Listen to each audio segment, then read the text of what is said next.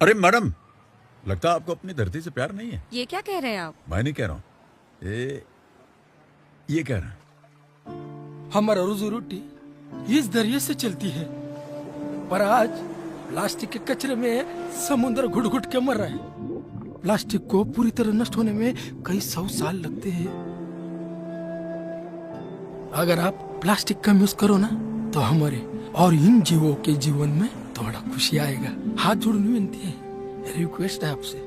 समझ गई मैडम। अगर आप प्लास्टिक रीयूज नहीं कर सकती तो उसे रिफ्यूज कीजिए और ये थैला यूज कीजिए। खादी का है। Thank you sir. आज से नो प्लास्टिक बैग। वाह क्या बात है। चलिए, एक और जुड़ गया ग्रीन गुड डीड्स अभियान से। हम सबको भी करनी है हर दिन ग्रीन गुड डीड्स, यानी कुछ हरे भरे काम अपनी धरती के नाम।